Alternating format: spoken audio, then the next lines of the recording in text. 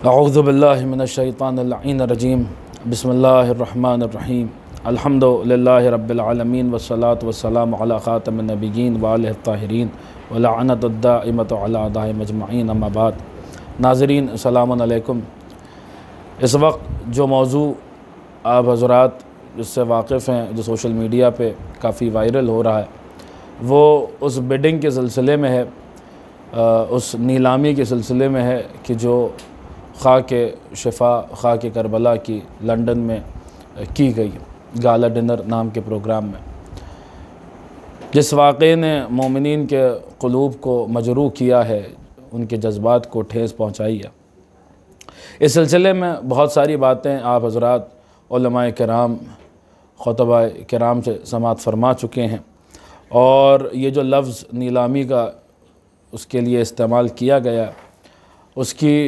اس کے متعلق جو مذمتیں آپ حضرات خطبہ اور ذاکرین سے، بزرگ خطبہ اور ذاکرین سے، علماء اور خطبہ ذاکرین سے سماعت فرما چکے ہیں۔ بہرحال صرف اپنا احتجاج درج کرانے کے لیے میں آپ حضرات کی خدمت میں حاضر ہوا ہوں کہ یہ خاک شفا ہے، اور اس کے لیے اس طریقے سے وہاں پہ جو پورا ہوا، جو نیلامی جس طریقے سے کی گئی اور تالیاں جس طریقے سے بجائی گئیں، جو پورا ماحول تھا، اس کی جتنی بھی مذمت کی جائے اتنی کم ہے۔ ایک معذرت نامہ جو چینل کی طرف سے آیا ہے، اس میں ہم یہ دیکھ سکتے ہیں کہ اس طریقے سے معذرت نہیں کی گئی ہے مومنین سے جیسے کرنی چاہیے۔ بہرحال اس میں سب سے پہلے تو ان لوگوں کو خداوند عالم کی بارگاہ میں، سید الشہداء کی بارگاہ میں، جناب سیدہ اور امام زمان علیہم الصلاۃ والسلام کی بارگاہ میں انہیں توبہ کرنی چاہیے اور معذرت طلب کرنی چاہیے، لیکن اس معذرت نامے میں بھی جو ہے وہ بظاہر اس طریقے کی ان کھلے لفظوں میں وہ باتیں نہیں کہی گئی ہیں۔ جو بات اس میں رکھی گئی ہے وہ یہ ہے کہ خاک شفا کو فروخت کرنا ہمارا عقیدہ نہیں ہے، یہ بات انہوں نے اس میں رکھی ہے۔ تو اگر یہ عقیدہ نہیں ہے تو پھر یہ کام کیوں کیا گیا؟ نیلامی اس طریقے سے، بیڈنگ وہ بھی جو ہے وہ خاک شفا کی کسی بھی طور پہ یہ قابل قبول نہیں ہے، اور ہم عزادار اس کی جتنی بھی مذمت کریں گے اتنی کم ہے۔ بہرحال باتیں بہت ساری کی جا چکی ہیں، روایات بہت ساری پیش کی جا چکی ہیں۔ صرف تبرک کی نیت سے میں ایک روایت آپ حضرات کی خدمت میں عرض کرتا ہوں، کیونکہ یہ ایک ہمیں بھی اس جانب متوجہ ہونا چاہیے خاک شفا کے احترام کے حوالے سے۔ جو مومنین اس وقت سن رہے ہیں تو بہرحال ایک یہ پیغام ہے میرے لیے بھی، آپ کے لیے بھی، ہم سب کے لیے، کہ خداوند عالم سید الشہداء کے صدقے میں ہمیں اس پہ عمل کرنے کی توفیق عطا فرمائے، اور وہ ہے خاک شفا کا احترام۔ ایک مختصر سی روایت آپ حضرات کی سماعتوں کی نظر کروں اور جو ہے وہ بات تمام کروں۔ یہ روایت آپ کو بہت ساری کتابوں میں مل جائے گی۔ المختصر جو بہت مشہور و معروف کتاب ہے، آیت اللہ دستغیب شیرازی کی کتاب گناہان کبیرہ، اس میں انہوں نے آخری جلد میں ایک پورا باب قائم کیا ہے، ایک پورا باب بنایا ہے اس موضوع پر، کہ جہاں خاک شفا کی بے حرمتی کو انہوں نے گناہ کبیرہ لکھا ہے۔ یہ گناہ کبیرہ ہے، اور اس سلسلے میں روایات صرف گناہ کبیرہ میں ہی نہیں، بلکہ آپ اگر کامل الزیارات پڑھیں تو آپ کو اس طریقے کی روایات اس میں مل جائیں گی، بحار الانوار پڑھیں اس میں مل جائیں گی۔ میں گناہ کبیرہ کا اس لیے ذکر کر رہا ہوں کیونکہ ہمارے معاشرے میں بہت زیادہ مشہور ہے، اور مومنین اس کتاب کی معرفت رکھتے ہیں، اس کے بارے میں جانتے ہیں۔ اس میں جہاں سارے گناہ کبیرہ کا ایک کے بعد ایک انہوں نے ذکر کیا ہے، انہوں نے خاک شفا کی بے احترامی کو بھی گناہ کبیرہ کے طور پہ وہاں ایک پورا باب بنایا ہے، اور اس کے ذیل میں جو روایات وارد ہوئی ہیں اس میں سے کچھ روایات انہوں نے نقل کی ہیں۔ ایک روایت صرف تبرک کی نیت سے ہم آپ کے لیے بھی، ہمارے آپ کے لیے بھی اس میں ایک پیغام چھپا ہوا، خداوند عالم ہمیں عمل کرنے کی توفیق عطا فرمائے، یہ روایت پیش کر رہا ہوں۔ راوی کہتا ہے کہ میں آپ کی خدمت میں اس کا خلاصہ، اس کا مفہوم، کیونکہ ظاہر سی بات اس وقت میرے ہاتھ میں کتاب نہیں ہے، صرف اس کا خلاصہ، اس کا مفہوم میں آپ کی خدمت میں عرض کر رہا ہوں کہ راوی کہتا ہے کہ میں مدینہ منورہ میں داخل ہوا، اور میری طبیعت بے پناہ خراب تھی۔ میرا حال یہ تھا کہ میں اٹھ کے کھڑا نہیں ہو پا رہا تھا، جو میری کیفیت تھی کہ میں امام کی خدمت میں حاضر ہو سکوں اور امام کی زیارت کر سکوں۔ بہت زیادہ طبیعت خراب تھی۔ یہ واقعہ جس زمانے کا ہے وہ ہمارے اور آپ کے پانچویں امام سرکار ابو جعفر امام محمد باقر صلوات اللہ وسلامہ علیہ کا زمانہ ہے، اور امام کے زمانے کا واقعہ۔ وہ شخص امام کی زیارت کرنا چاہتا تھا، مگر حالت اتنی زیادہ خراب تھی کہ وہ بستر سے اٹھ نہیں پا رہا تھا، وہ کہتا ہے اچانک میرے پاس امام کا ایک خادم آیا جو ایک شربت لے کے آیا، اور اس نے کہا کہ مجھے مولا نے حکم دیا ہے کہ میں یہ شربت تمہیں پلاؤں،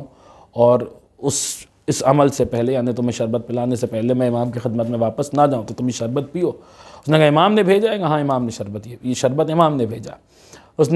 وہ کہتا ہے کہ جب میں نے وہ شربت جب لیا، اسے پینا چاہا، تو جب میں نے سونگھا تو اس کی خوشبو جو شربت کی تھی وہ مشک کی طرح سے اس کی خوشبو تھی، اور وہ کہتا ہے کہ جیسے ہی میں نے وہ شربت پیا، ایک بات اس کے دماغ میں تھی کہ امام نے حکم دیا ہے کہ شربت پیو اور میری خدمت میں حاضر ہو جاؤ۔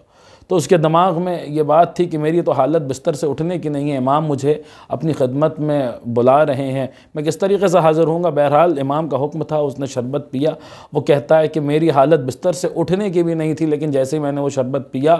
میں بستر سے اٹھ گیا اور امام کی خدمت میں جانے کے لیے، امام کی زیارت کے لیے میں وہاں سے نکلا۔ اور کہتا ہے کہ جب میں امام کے بیت الشرف کے قریب پہنچا تو جیسے ہی اندر داخل ہونا چاہتا تھا، گھر میں اجازت لی، اندر سے آواز آئی کہ تم اب شفا یاب ہو چکے ہو، گھر کے اندر داخل ہو جاؤ۔ وہ کہتا ہے میں روتا ہوا امام کی خدمت میں پہنچا اور امام کی زیارت کی، امام کو سلام کیا، اور امام نے پوچھا کہ تم کیوں رو رہے ہو؟ تو اس نے جواب دیا کہ مولا بہت ساری وجوہات ہیں، میری جو حالت ہے، میری جو کیفیت ہے اس وقت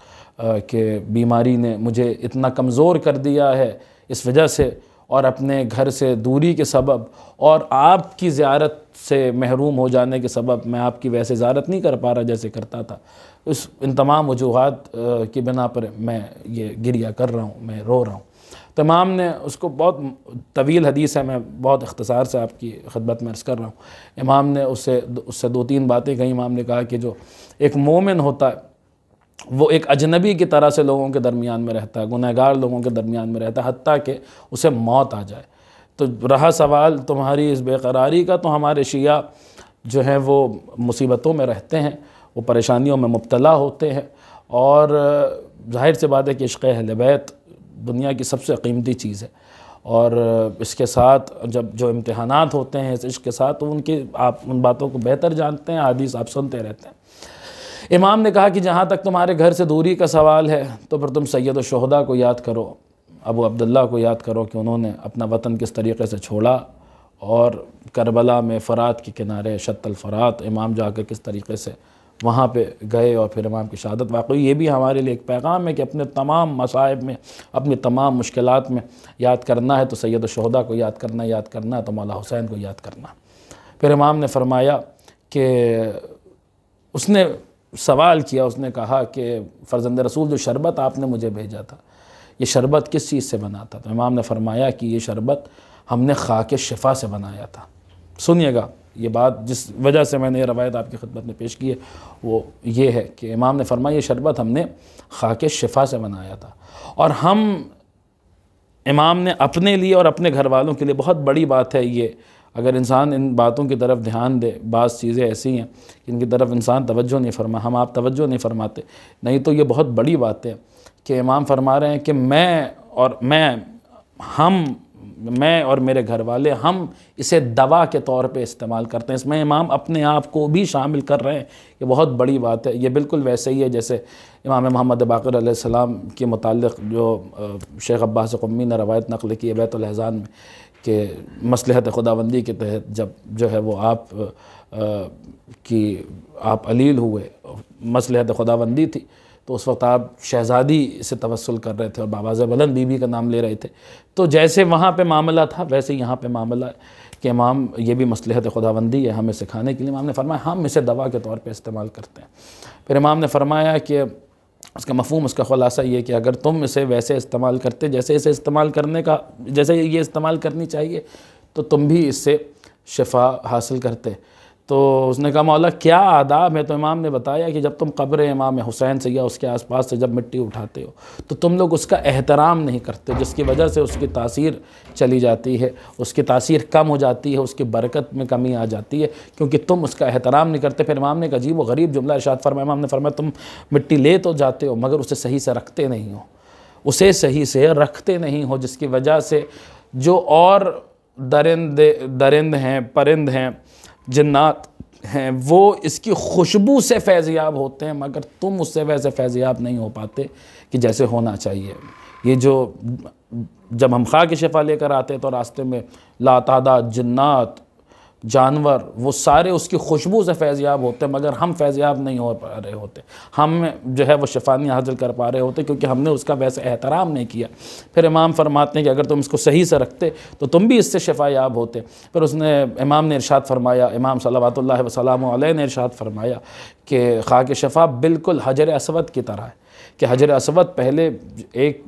در یگانہ کی طرح سے چمکتا تھا، مگر جس وقت دور جاہلیت میں کفار نے جو اس کے بوسے لیے، اسے جو مس کیا، اس کی وجہ سے اس کی تاثیر کم ہوتی چلی گئی کیونکہ اس کا احترام ویسے نہیں ہوا جیسے ہونا چاہیے تھا۔ وہی معاملہ خاک شفا کا ہے کہ تم نے اس کا احترام ویسے نہیں کیا جیسے تمہیں کرنا چاہیے تھا۔ پھر امام نے فرمایا اگر میں خاک شفا لے کر آتا تو کیسے، امام بتا رہے ہیں میں کیسے، امام نے فرمایا میں اسے اپنے لباس میں لپیٹ کر، اس طریقے سے امام ہمیں تعلیم دے رہے ہیں کہ کس طریقے سے میں خاک شفا لے کر اپنے لباس میں لپیٹ کے اسے بہت ہی عزت و احترام کے ساتھ لے کر آتا۔ پھر امام نے اسے حکم دیا کہ تم یہ شربت دوبارہ پیو، اور شربت تو ہم تمہیں پلائیں گے، تم اس سے شفا یاب ہو جاؤ گے، مکمل طور پہ تم شفا پا جاؤ گے، مگر تمہیں خاک شفا لے جانے کی اجازت نہیں ہے کیونکہ تم اس کا احترام نہیں کر سکتے۔ یعنی اگر خاک شفا کا احترام احترام احترام احترام جو ہمیں بار بار ائمہ معصومین احادیث میں سمجھانا چاہ رہے ہیں کہ اگر تم خاک شفا کا احترام نہیں کر سکتے تو اسے نہ لے جاؤ، چہ جائے کہ اس کے پھر تم نیلامی کرو، چہ جائے کہ پھر اس کے اوپر بڈنگ ہو، اور چہ جائے کہ پھر جو ہے وہاں پہ تالیاں بجائی جائیں۔ بہرحال جو کچھ بھی وہاں ہوا اس کی جتنی مذمت کی جائے اتنی کم ہے۔ انہیں چاہیے کہ وہ بارگاہ خدا میں، بارگاہ معصومین میں اور مومنین کی بارگاہ میں معذرت طلب کریں کیونکہ مومنین کے جذبات مجروح ہوئے ہیں، ان کے قلوب کو ٹھیس پہنچی ہے۔ وآخر الدعوانا ان الحمد للہ رب العالمین وصلی اللہ علی محمد وعلی الطاہرین۔